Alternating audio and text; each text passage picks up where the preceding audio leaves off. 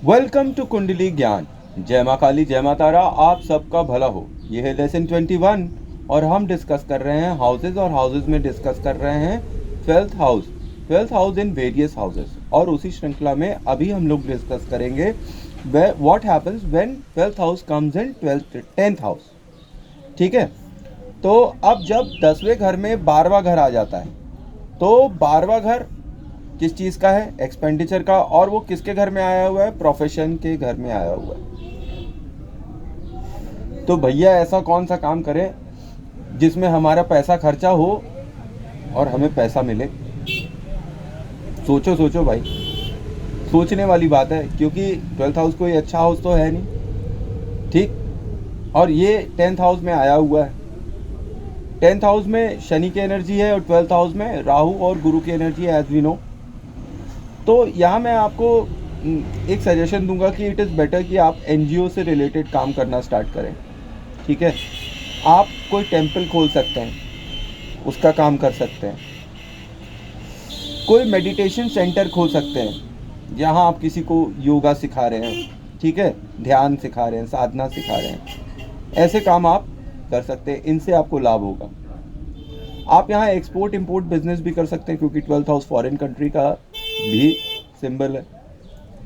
Hospitals का काम कर सकते हैं, जेल का काम कर सकते हैं, मेंटल असाइलम्स का काम कर सकते हैं, यहाँ तक कि आप साइकोलॉजिस्ट हो सकते हैं। साइकोलॉजी जैसा सब्जेक्ट आप ले सकते हैं, साइकियाट्रिस्ट भी हो सकते हैं। और गुरु और राहु की एनर्जी जब शनि के घर में आई हुई है तो आप देखिए कि राहु की पोजीशन कैसी है कुंडली में। अगर राहु की पोजीशन अच्छी होगी तब यहाँ पर प्रोफेशन हाउस में आपको अच्छे फल मिलने वाले हैं, अदरवाइज आपको अच्छे फल नहीं मिलेंगे अगर गुरु की पोजीशन बहुत अच्छी हुई तो यहाँ पर मैं आपको बताऊं कि आप एक टीचर भी हो सकते हैं। कब? जब 12th हाउस आपके 10th हाउस में आ जाए, क्योंकि 12th हाउस इज गुरु। ठीक, तो एक तरीके से आप कोई टीचर भी हो सकते हैं, आप टीचिंग का भी काम कर सकते हैं। आप यहाँ पर अपने प्रोफेशन से सेटिस्फाई नहीं रहते हैं, ज़बरदस्ती आप अपने प्रोफेशन में भिड़े हुए हैं बिना मन के। ऐसा यहाँ पे 12th हाउस आपको कॉम्बिनेशन दे देता है जब वो 10th हाउस में बैठता है। और आप अपने वर्क प्लेस पे बहुत एक्सप्लॉइट किए जाते हैं, आपका बहुत फ़ायदा उठाया जाता है। आपके भोलेपन का, आपके मतलब अच्छे नेचर का बहुत फ़ायदा उठाया जाता है। कई बार तो ऐसा देखा गया है कि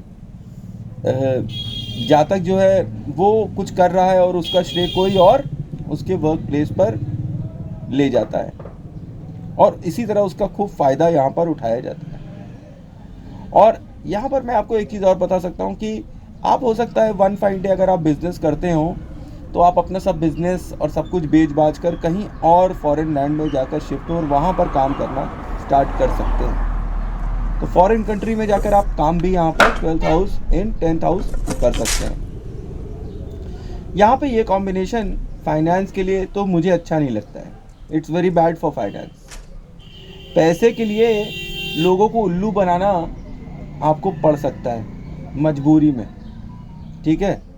और यहाँ जो आपने अपने जीवन में टारगेट्स डाले हुए हैं उनको अचीव करना इम्पॉसिबल जैसा हो जाता है।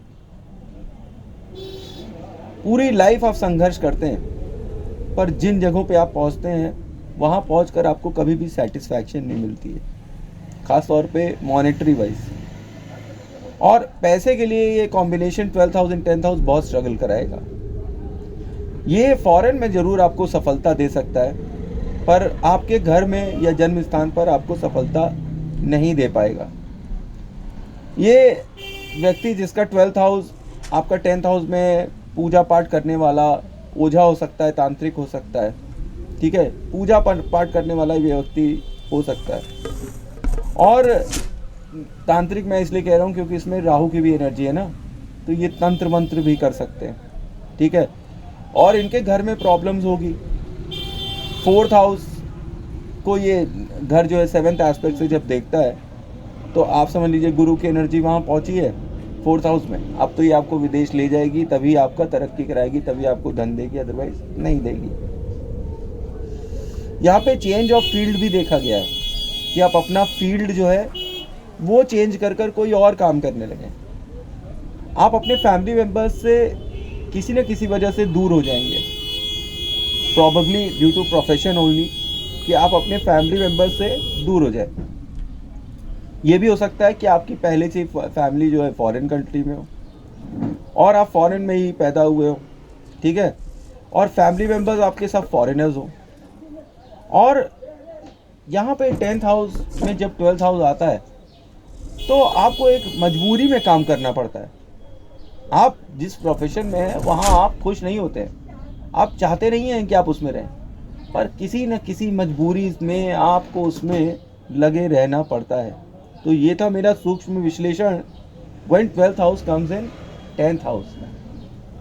नेक्स्ट एपिसोड में हम डिस्कस करेंगे what happens when 12th house comes in 11th house. तो थैंक्स फॉर वॉचिंग। जय मां काली, जय मां तारा, आप सबका भला हो।